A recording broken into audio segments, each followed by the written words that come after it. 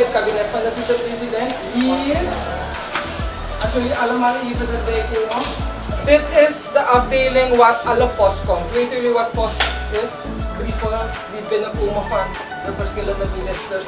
Maar ook misschien een brief van jou. Je wil een briefje geven aan de VP. Moet het eerst naar hier komen en dan wordt het gescand.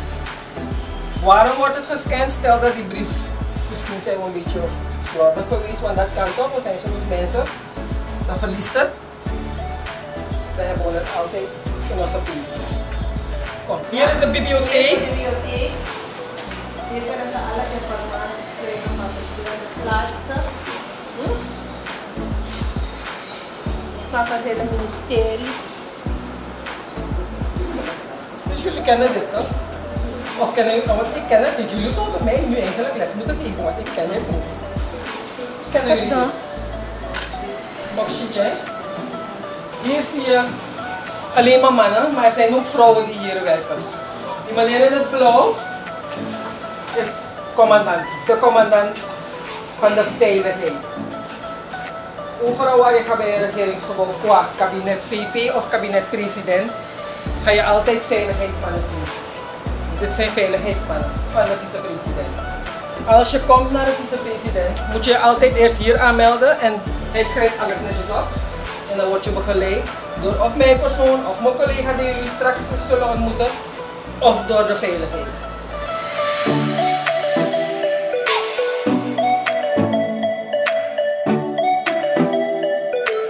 Dit gedeelte, vroeger, voor 2010, zaten alle vicepresidenten hier beneden en daar in die kamer. Nu zit de afdeling Milieu van de regering hier zo. Hun zijn nu hier gehuisvest. En degene die de leiding heeft is de heer Winston Lakin. Als jullie gewoon even keren, dus nog niet weglopen. Vanaf kamer 5 tot naar die kant is de afdeling communicatie. Alle mannen die je ziet met camera's zijn communicatiespecialisten. Het zijn mensen die alles vastleggen. Hier is de afdeling van planbureau. Ik heb jullie daar net beneden uitgelegd. Planbureau is ook een onderdeel die hier in dit gebouw zit. Yes? Die kant zit de directeur. Planbureau is het bureau die alles uitzet voor de regering. Alle plannen op papier zetten. Je hoort bijvoorbeeld de president altijd bij jaarreden alles netjes opzommen. Wat er gaat gebeuren, wat er nog moet gebeuren. Tot 2020 of tot 2024. Hun kijken niet naar nu, maar hun plannen voor in de toekomst. Rechts van mij is links van jullie. Dat is een gedeelte kabinet vicepresident. Hier zitten medewerkers van ons. En dit gedeelte is planbureau.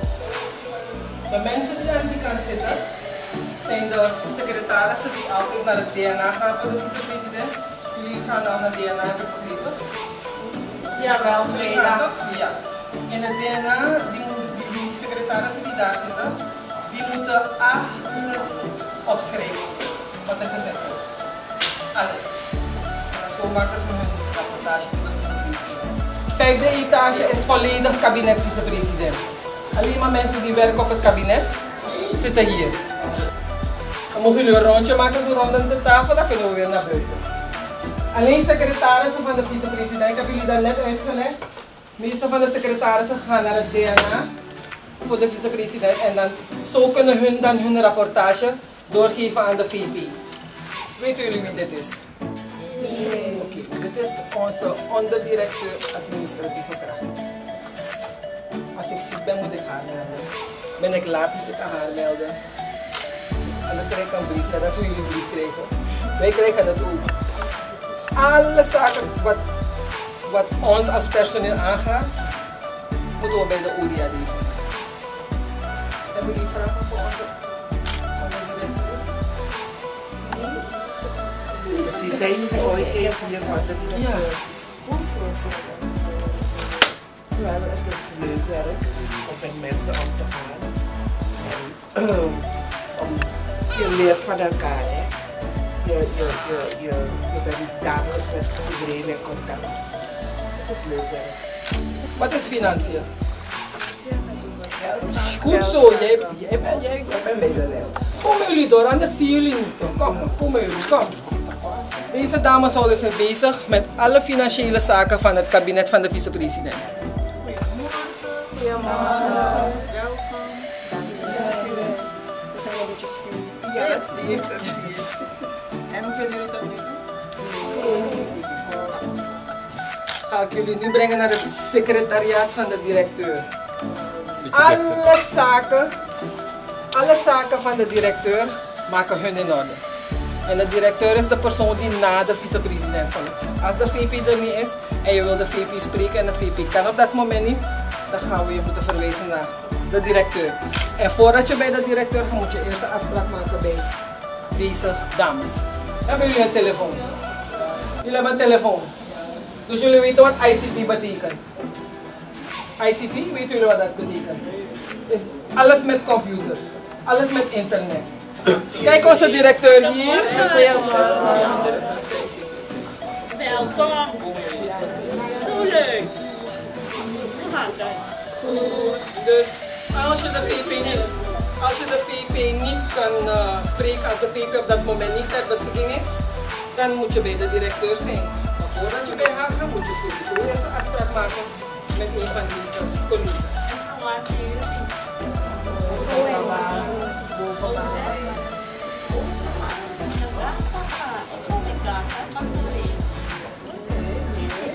Dit is de afdeling Raad van Ministers. Deze dames hier, het secretariaat, het secretariaat, Raad van Ministers.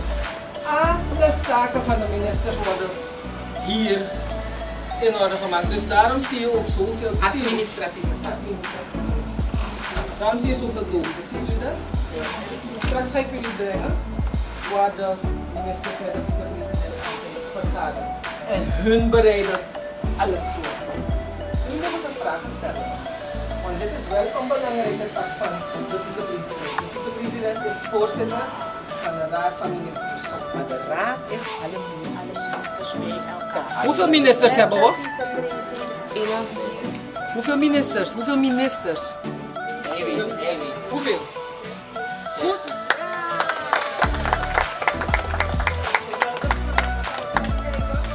Wie alle namen kennen? Ja, we gaan kijken wie flink is. Tenminste, is de voorzitter van de Raad van Ministers.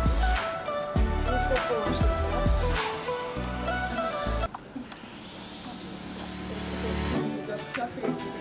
goed zo. Oké, ik denk dat het moment er is.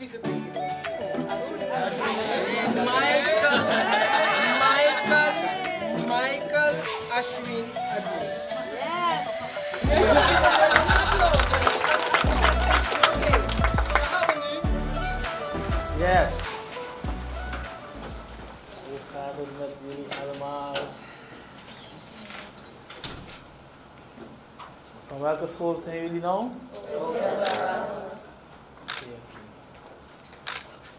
In welke klas? Allemaal zesde, no? Zesde en vijfde. Maar die zesde waren wel luider. De zesde heb ik luider gehoord. Ja. Best doen. Dit zijn onze juffrouwen en meneren. Oké, meneren, alleen juffrouwen. Zo is mooi. Zo mooi. Ja, dat is zo. Ja. Yes. Waar mag ik plaatsnemen? Hier? Ja, dat is goed. Dan mogen jullie zitten hoor. Precies hoe hij het doet tijdens de RVM, zo heeft hij het net gedaan. Kom hier, de plaats. Ja. Dit is niet aan. Kunnen we het even aanmaken? Dan kan ik het even aanmaken. Dat is wel goed. Oh, wat doen we niet?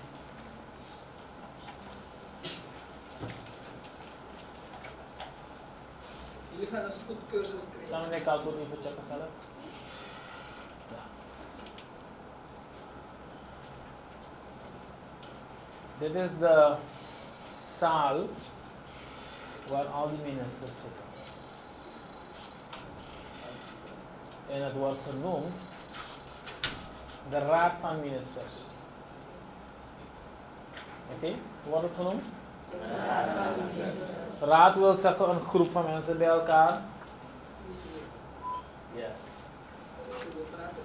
En je weet, we hebben een president. Toch? Wie is de president? De president bepaalt wat er allemaal moet gebeuren. Oké? Wat doet de president? De president bepaalt wat allemaal moet gebeuren. Dat noemen we beleid. Wat doen we beleid? Alles dat er moet gebeuren. Dus je zegt, dit zijn de doelen. Dit zijn de gelden, middelen die je moet doen om het doel te bereiken. En dit is de tijd waarin je het moet doen. Dat bepaalt de president. Hij zegt, je hebt 5 jaar. Zoveel geld. Deze dingen wil ik gedaan hebben. Wat heeft hij gezegd? Hij bepaalt toch? Dit is wat moet gebeuren. Dus de president bepaalt het beleid. Wat doet hij? Oké. De vicepresident, toevallig ben ik dat, die moet beleid uitvoeren. Wat moet hij doen? Dus wat de president bepaald heeft, moet de vicepresident uitvoeren. Om het te kunnen uitvoeren, op alles wat de president bepaald heeft voor 5 jaar. Wanneer is deze president tweede keer president benoemd in 2015? Toch? Deze regering zit vanaf augustus 2015 en toen heeft de president gezegd 5 jaar lang gaat dit gebeuren. En hij heeft gezegd, vicepresident, jij bent degene die beleid moet uitvoeren. Wat ik bepaald heb als president moet jij als vicepresident uitvoeren. En ik geef je daarvoor 16 ministers. Hoeveel ministers geeft hij? 16. En jullie kennen die ministers, ministeries. Wie kan een paar ministeries opnoemen? Welke ministerie ken je? Minister van Financiën. Waar jij zit, zit minister Financiën. Normaal. Hoe is je dat? Wie is je verteld? Iemand heeft je dat verteld vandaag, want ik zeg, de minister handelindustrie. Oh, iemand heeft jullie al verteld. Oké, maar anders zou je niet zeggen handelindustrie. Dus waar jullie zitten, zitten die ministers inderdaad. Financiën, handelindustrie, sociale zaken, toch? Openbare werken, transport, communicatie, defensie, landbouw, veeteelt en visserij. Toch? Minister Binnenlandse Zaken, minister regionale ontwikkeling, minister onderwijs. En daartussen stond er, zo staat er vroeger iemand anders, maar minister arbeid. En dan heb je minister regionale ontwikkeling, ruimtelijke ordening, grondbeheer. Daar die stoel, die minister staat in de weg, maar daar moet staan als jullie zijn geschoven. Daar zit minister Justitie, Politie. Dan heb je minister Natuurlijke Hulpbronnen, Dotsen. Dan heb je minister Elias van Gezondheid. Dan heb je minister Sport en Jeugdzaken, mevrouw Kopal. En dan heb je minister Buitenlandse Zaken, mevrouw Ildes Poulakedigi. Oké? Dan heb je alle ministers. Heb je allemaal onthouden? Ja. Goed zo. En dan heb je die ministers die moeten de vicepresident helpen om uit te voeren wat de president besloten heeft. En om dat te kunnen doen moeten ze vergaderen. Waar vergaderen ze? Hier vergaderen ze. En hoe noemen we deze setting? Hoe noemen we deze plek? De Raad van Ministers. De Raad van Ministers is een werkarm van de president. Zodat de president kan uitvoeren wat hij wil. Hij bepaalt, de vicepresident voert uit en de ministers voeren uit namens de vicepresident voor de president. Oké? Dat is hoe het werkt. De minister van RU doet de regionale ontwikkeling. Heel Suriname moet hij kennen welke projecten. En hij zorgt ervoor om te kijken welke gebieden zijn niet goed ontwikkeld. Wat bedoelen we met ontwikkeling? Zijn er wegen? Zijn er scholen? Dat noemen we ontsluiting, toch? Zijn er wegen er naartoe? Zijn er scholen daar? Zijn er banken daar? En de minister van Regionale Ontwikkeling gaat denken, welke regio's kan ik ontwikkeling brengen? Daarom heet die regionale ontwikkeling. Welke regio? Regio betekent gebied, toch? Regio betekent gebied, district, gebied. Dan gaat de minister van RO, die daar zit, minister die kan, Als zeg je, weet je, regio Procopondo of regio Sipaliwini, dat gebied, Zuid, Oost, daar zijn er nog geen wegen. Daar zijn er nog geen scholen. Dan gaat hij daar op die stoel zitten. Dan gaat hij zeggen, VP, ik wil op de begroting voor dit jaar, 2018, geld hebben om een straat te bouwen. Dan gaat hij minister OW zitten, die zit daar. Openbare werken. Dan gaat hij zeggen, minister openbare werken. Wat heb ik nodig om daar een straat te bouwen? Gaat openbare werken zeggen, zoveel gaat het kosten, zo. Dan gaan ze samen afspreken. Dan gaan we die straat aankomen. Dat doet de minister van RO, regionale ontwikkeling. Hij probeert ontwikkeling te brengen in een regio waar er weinig ontwikkeling is. Jullie moeten praten hoor. Oké. Volgende vraag. Ja? Dan kunt u uw mic uitdoen. Minister RO, kunt u uw mic Minister RO, kunt u uw microfoon uitdoen. Minister Onderwijs.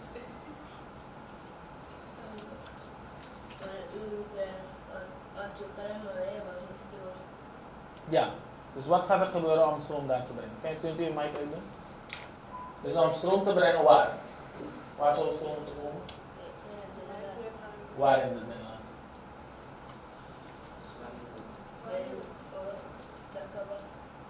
Ja, waar is dat ongeveer? Boven Marwijn, oké. Dan gaat minister van Onderwijs zeggen, oké, eigenlijk weet je wie bepaalt waar stroom komt? Welke minister? Die helpt om te denken. Maar wie moet stroom brengen naar daar? EBS toch? Wie is de minister van natuurlijke hulpbronnen? Minister Dodson. Weet je waar minister Dodson zit? Dus kunt u als minister van Onderwijs aan minister Dodson even vragen? Kunt u mic aanmaken? En dan zeg je, minister, maakt u aan? Ja? Dan vraag je minister Dodson, er is geen stroom. Vraag aan minister Dodson. Oké. Minister Dodson, kunt u antwoord geven aan minister Onderwijs? Wat gebeurt? Wat doet u eigenlijk? Dat er geen stroom is. Maakt u uw mic aan? Ja. Nu valt EBS onder minister Natuurlijke Hulpbronnen, toch? Dus wat gaat minister Dodson doen? Minister Dodson gaat zeggen, luister, we gaan moeten praten met EBS. Met wie is de directeur bij EBS? De heer Parmeser. Dan gaat minister Dodson antwoord moeten geven, want u gaat moeten afstemmen met EBS. Wat gaat u doen? U gaat praten met... Dan moet ik praten met EBS. Ja. Wanneer kunt u antwoord geven? Ik ben VP, dus ik zeg minister, u moet snel werken. Want ik heb geen tijd. Dus minister Dodson, u heeft vandaag om af te stemmen. Want minister Onderwijs wil weten, als u straks in de pauze kunt afstemmen, want op de pauze kunt u even bellen en vragen, of is er al een planning om daar te komen? Dan hoor ik het na de pauze om te kijken wat het antwoord is naar minister Onderwijs. Akkoord? Ja. Dank u wel. Applaus. Zo ongeveer werkt het toch? Als een besluit komt, dan gaat de VP zeggen, dat is het besluit. Dit moet gedaan worden, de VP heeft besloten. De minister gaat bellen om te kijken. Dan gaat het geschreven worden. Elke actiepunt dat geschreven wordt, moet uitgevoerd worden. Voor de volgende vergadering. Zodat we elke week een beetje verder komen. Waarom? Verder komen is belangrijk, omdat anders komt er geen ontwikkeling. Anders wordt het beleid van de president niet uitgevoerd. Zijn excellentie, wij zijn leerlingen de openbare school Gaakaba, die ligt aan de Boven-Marwijner rivier. Wij zijn u zeer dankbaar voor het goedkeuren van ons verzoek om een bezoek aan u te mogen brengen. Vandaag dinsdag 24 april 2018 zijn wij hier bij u op kantoor en wij vinden het prettig om hier te mogen zijn. Wij, de leerlingen van US Gaakaba, willen dan ook graag een beroep op u doen om ons verder te ondersteunen als een van de vaders van het volk. Het is zo dat onze leerkrachten, zoals wij, zich goed moeten voorbereiden voordat zij op school komen. Wij vragen u daarom, als u het mogelijk kunt maken, dat zij beschikken over een lichtmotor. Voor de school is het ook goed om het beschikken over een kopieermachine en vooral wat wij niet mogen missen in zo'n lijst van wensen en verzoeken is een mediatief om het lezen te bevorderen. Namens de leerlingen van OS Gaakaba. Dank u wel. Kan ik het document van u krijgen? Kan ik het van u krijgen? Dan ga ik vragen dat we dit. Ik ga dat voor u onderzoeken, minister. En dan ga ik het in de raad van ministers op de maandag 12 uur ga ik het hier bespreken. Oké? En dan ga ik jullie input geven. Ik wens jullie heel veel succes. Jullie hebben voor de 6e klas examen. Examen noemen dat? Toets. Jullie moeten veel lezen. Heel belangrijk. Ik hoop dat daarom jullie mediatief kunnen gelijk. Lezen is heel belangrijk. Waarom is lezen belangrijk? Want om te kunnen zeggen wat je denkt, moet je de woorden kennen. Ja? Maar niet welke talen, want zoveel talen, alle talen mag je kennen. Maar je moet genoeg in een taal gelezen hebben om te kunnen. Dat is hoe je hier minister gaat worden straks. Een van jullie, misschien allemaal, ik weet het niet, maar misschien hier zitten in de toekomst. Dan moet je gaan praten met je mede-minister. Moet je kunnen praten en als je DNA moet vertellen, luister, dit is wat ik aan het doen ben, moet je ook kunnen communiceren, toch? Dus lezen is belangrijk, wat nog meer? Wat nog meer? Rekenen is heel belangrijk. Waarom is rekenen ook belangrijk? Kunnen berekenen, logisch kunnen denken, berekenen. Dus al deze, vooral taal en rekenen zijn heel belangrijk. Alsjeblieft meneer, excellentie meneer Adhin, namens de leerlingen en leerkrachten van OS Gaakaba willen wij dit aan u overhandigen. Het is het symbool van vooruitgang, het heet een pagaai en in het Oudgaans wordt het pali genoemd en ik wil dat u vraag van u dat u het even uitspreekt. Pali. Ja, het is een pali en een pali is vooruitgang. Dus als je geen pagaai hebt, is het moeilijk om vooruit te komen. Alleen in de boot zonder een pagaai kom je moeilijk vooruit. En daarom hebben we dit aan u overhandigd als symbool dat u het land samen met de liederen dan vooruit brengt. Dank u wel. Die pagaai, als je roeit. Pagaai doet 2 dingen, toch? Wat is het? Kracht en ook richting. Dus dat is hoe jullie ook moeten studeren. Hard studeren, maar op de juiste manier studeren. Want richting is belangrijk. Als je te veel aandacht links-rechts, dan ga je niet in de juiste richting. Aandacht moet zijn weer je les toegewijd. Dat noem ik toewijding, juiste richting. Flink studeren. Veel tijd, energie erin. En dat is hoe jullie pali dat doen. Toch? En dan gaan jullie zeker slaan. Oké? Dankjewel.